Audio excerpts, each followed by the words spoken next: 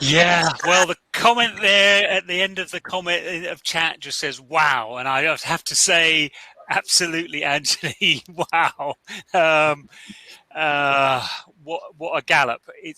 I mean, and the thing is that I have the sense that that what's happening with you is similar that what's happening with us is that the more that you go on, the more of a gallop it becomes, and you see how you can connect this thing with this thing with this thing with this thing and something that's happening somewhere else and so on. Hello, John. I'm Roland. Hi, Roland. Hey, Anthony. Good show, Anthony. Thanks. I couldn't tell how good it was. I was just in the void by myself, but I'm glad yeah, you. well, yeah, a lot of good stuff. And from you, John, as well. We've really enjoyed your presentation. Again, this sort of timeline, sense of this timeline, where when you look back into the 90s, everything took a long time, and then little by little, everything starts to bunch up, and things are coming a little bit thicker and faster as you gain those relationships with other organizations and people that you trust and all of that. Yes, but there was a long time where it was pretty parched, but now it's getting very active, and it's rewarding. And I mean, there's a whole lot of questions. I've got a whole list of things, but I'm just. But they pushed me up on stage, so I've got to. So I'm just going to enjoy speaking to you about a couple of things. This. No, I can't remember where it came in the presentation, but it's making an organization and then learning how to be an organization, which is not the same thing as learning how to build a cob wall or learning how to get it through regs. There's something else happening there. And I just wonder if you'd like to just talk, either of you, both of you, a little bit about how the organization works. And Oh, man. Sorry. Well, yes. It from the time that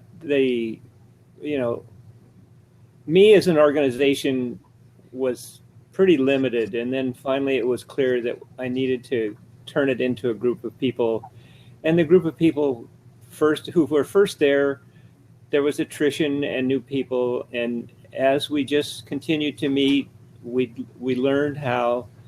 For one thing, how to meet. One thing, how to continue information from one gathering to the next.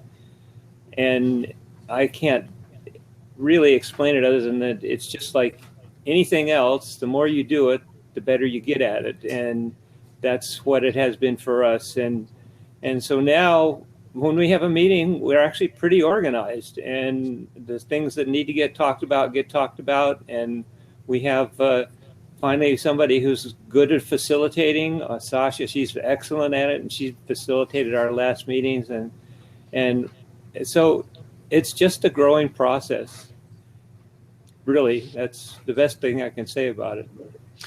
But you have your own practice. Anthony has his own practice. I don't know how physically spread you are. Do you always meet in person in the room, or do you meet once a month, or do you? No, we initially tried to have our meetings in person. In fact, they were in person, and then as we got spread out, Michael Smith, who's been in the organization from the beginning, he's way off in another part of California, and he can't attend.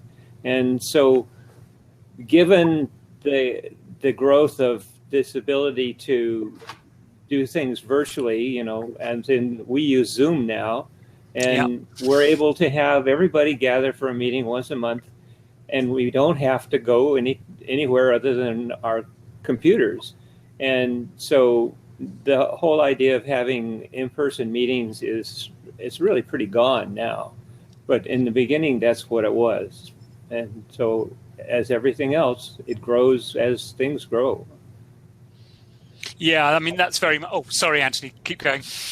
Oh, I was just going to chime in that something that I learned along the way is that, we kind of just dove in head first. We realized there was a chance for us to get our foot in the door with this code, and we did it. And, there were not more than a few times we regretted that at stages, though we certainly have no regrets now. We're so excited that the code was finished. But, just these simple getting feet in the door, we get the organizational structure there, and then you find how you can do that, and it's happening. But now we're finding ourselves with a number of organizations, with a number of feet in the door, and it's time to kind of collectively think about bringing that all together. The masonry code, the concrete code, they don't have little one chapter here, one chapter there. It's all one conversation, and that's the ultimate next step organizationally. And I think that's a big hurdle that no one's too sure how to make that happen. Just yet. We have some ideas, as I assume you all do as well.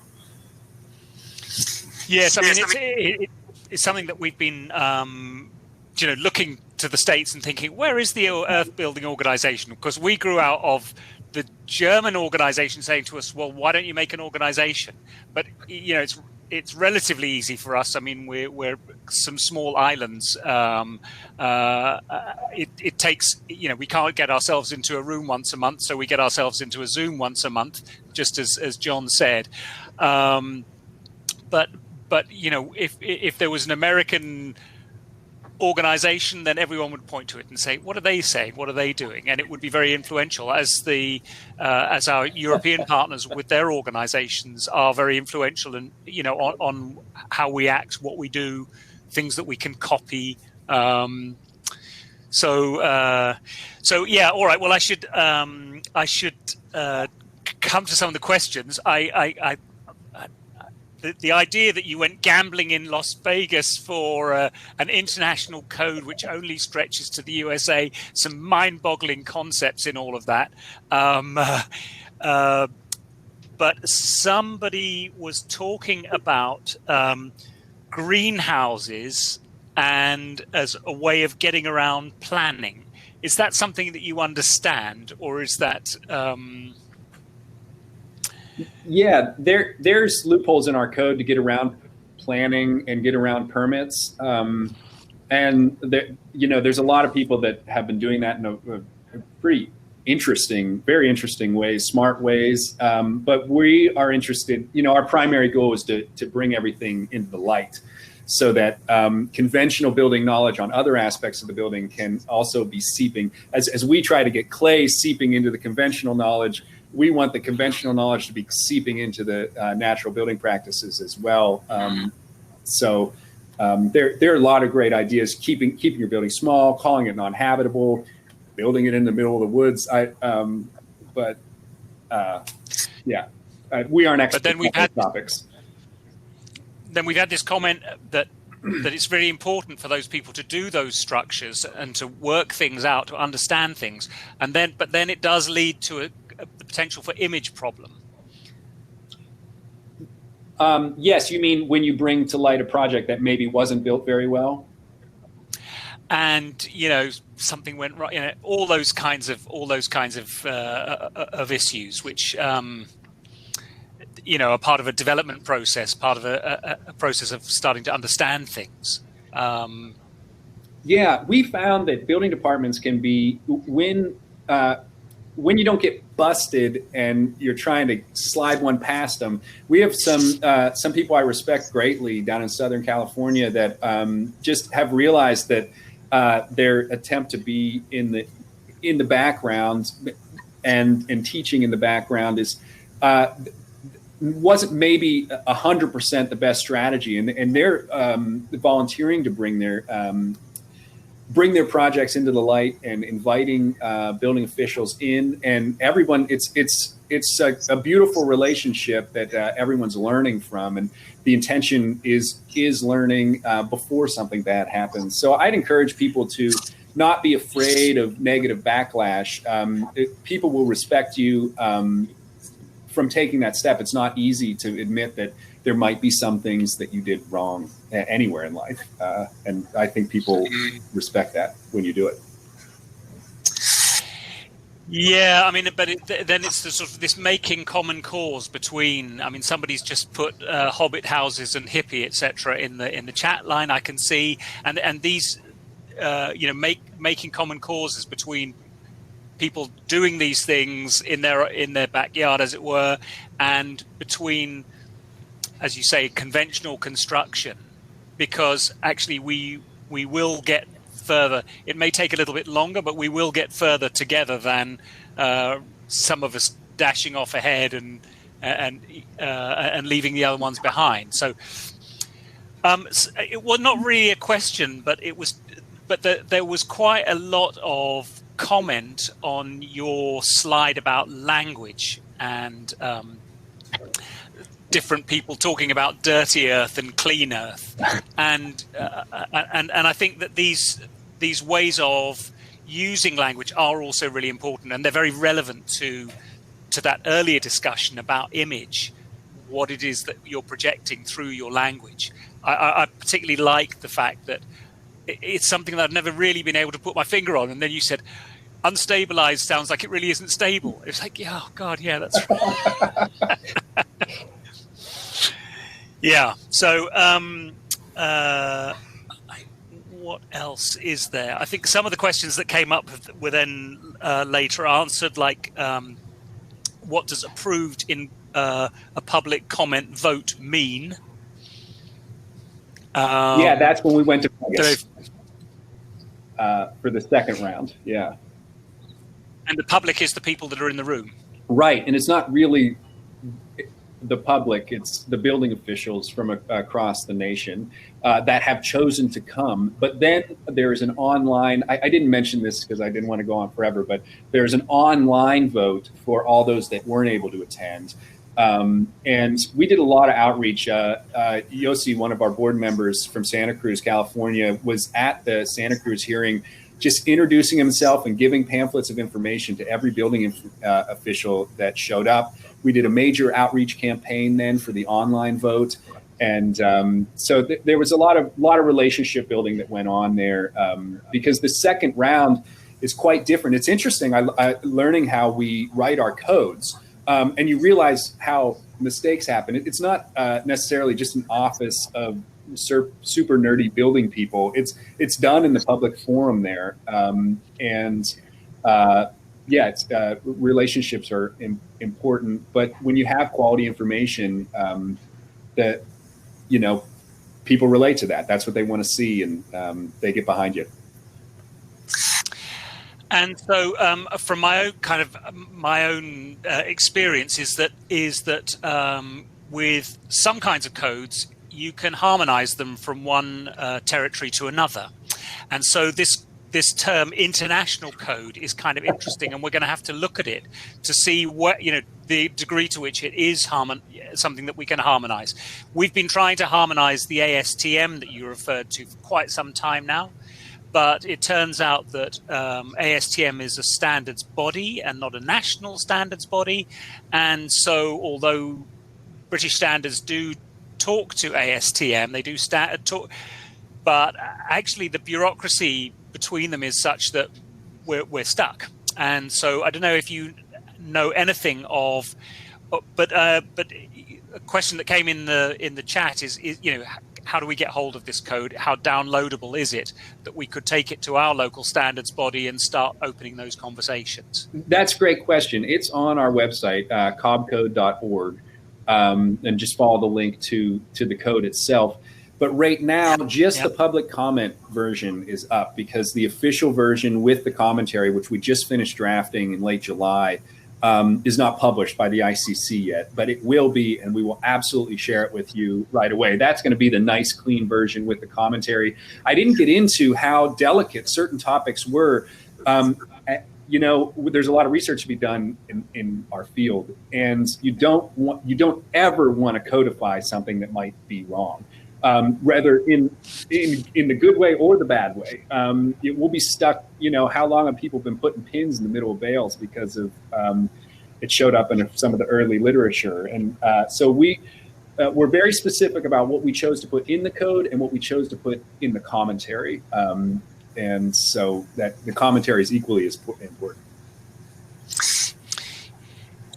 Yeah, but it's something that's there. It's something because today we've got a big international audience. It's not just about the UK, but lots of different places where people can draw that public, what did you call it? The public draft down and start to look at what is the nitty gritty of it, start to get to grips with it. And then when the clean comes, maybe they'll have had a chance to have a conversation with some of their local authorities and say, this is coming, seems to be good in the US, maybe you could think about it too, all that kind of stuff. Yeah, absolutely. It's there. And somebody just mentioned is international like the World Series. Yeah, I tried to make that joke. I failed in the beginning, but absolutely. Yeah, I'm sure they have high hopes for applying, and they probably do apply to some other territories, but obviously you don't use them. And I do remember Bruce King talking about the ASTM, and the genesis of that was a meeting of South American countries who all turned to him and said, well, why isn't there an American code? We'd follow that. You are a big voice, and obviously it'll help a lot. Well, I think that I've gone through the questions that I'd kind of noted down, and the topics. I'd really like to thank you both for taking the time, because it's really helped us to round the whole Clayfest, and we've had quite a range of different speakers on different topics, and great also to have some stuff about standards, because some people don't want to talk about them, but we kind of know that they have a utility, an undeniable utility. And so, thank you very much. Yeah, and thank you. You're welcome. Yes, thank you really for putting this on. Very much, Roland. It's great to see you in reality after having heard about you for a long time. And, as far as the standard is concerned, they're not going to go away. And so we just have to learn to work with them and to make them work for us. That's really the key. And what I tried to say way back, and when I went to that code conference, that people said, what? And that I just had this realization that the code is just a tool. That's all it is.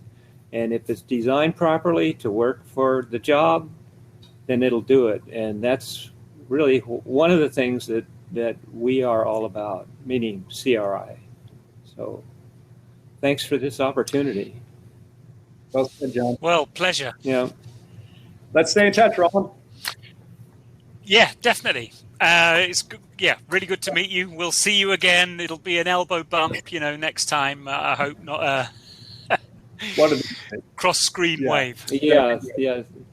Well, it's great to be able to do this from a distance. It's quite a reward, really. One of the unseen benefits of this crazy COVID thing. So, agreed. Yeah.